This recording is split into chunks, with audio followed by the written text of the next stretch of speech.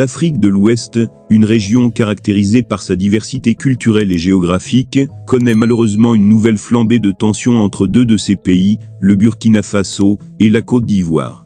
Cette situation préoccupante a été exacerbée par des décisions politiques récentes prises par les deux gouvernements. Ce rapport s'efforcera d'analyser en profondeur les causes sous-jacentes de ces tensions, les conséquences qu'elles ont déjà eues et pourraient avoir à l'avenir, en se basant sur des exemples concrets, des sources d'experts et des articles pertinents. Les tensions récentes entre le Burkina Faso et la Côte d'Ivoire sont le résultat du rapatriement par le Burkina Faso de ses étudiants de l'école militaire préparatoire technique en Côte d'Ivoire. Cette mesure a été une réponse directe au non-respect par les étudiants ivoiriens de l'appel à la mobilisation militaire du Burkina Faso, provoquant une réaction vigoureuse du gouvernement ivoirien. Il est essentiel de replacer ces tensions dans un contexte plus large. Les deux pays ont connu des différends politiques, sociaux et économiques tout au long de leur histoire commune. Plus particulièrement, le Burkina Faso a été accusé de servir de base arrière à la rébellion qui a déstabilisé la Côte d'Ivoire pendant une période de crise politique. Les tensions actuelles ont des conséquences politiques considérables pour les deux pays. Elles ont exacerbé les divergences entre les gouvernements burkinabés et ivoiriens, ce qui pourrait potentiellement compromettre les relations bilatérales et la coopération régionale. Les tensions entre le Burkina Faso et la Côte d'Ivoire ont également des répercussions économiques et sociales. Les populations des deux pays risquent d'être les premières victimes de cette situation, notamment en ce qui concerne les échanges commerciaux transfrontaliers et la libre circulation des personnes, ce qui pourrait entraîner une détérioration des conditions de vie. Divers experts en relations internationales ont commenté ces tensions. L'analyste politique Aminata Diarra a souligné dans un article paru dans Afrique diplomatique que ces tensions s'inscrivent dans un contexte plus large de rivalité régionale en Afrique de l'Ouest.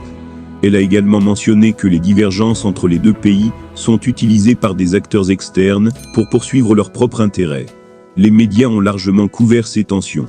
Un article du journal Le Monde a mis en lumière les préoccupations de la communauté internationale quant à l'escalade des tensions entre les deux pays.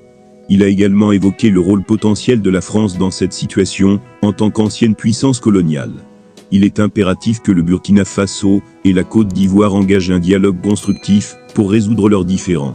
Les deux pays pourraient réactiver le traité d'amitié et de coopération pour faciliter ce dialogue et rechercher des solutions pacifiques. La communauté économique des États de l'Afrique de l'Ouest, CEDEAO, et l'Union africaine, UA, pourraient jouer un rôle de médiation dans la résolution de ces tensions. Cependant, elles doivent d'abord regagner la crédibilité et la légitimité nécessaires pour être efficaces, car certains membres de ces organisations ont des intérêts divergents.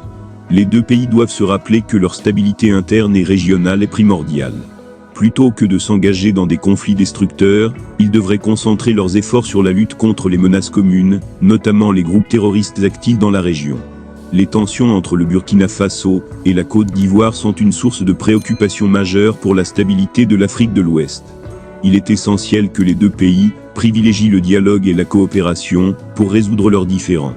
La médiation régionale, l'engagement de la CEDEAO et de l'UA, ainsi que la promotion de la stabilité régionale, sont autant de pistes à explorer pour apaiser la situation.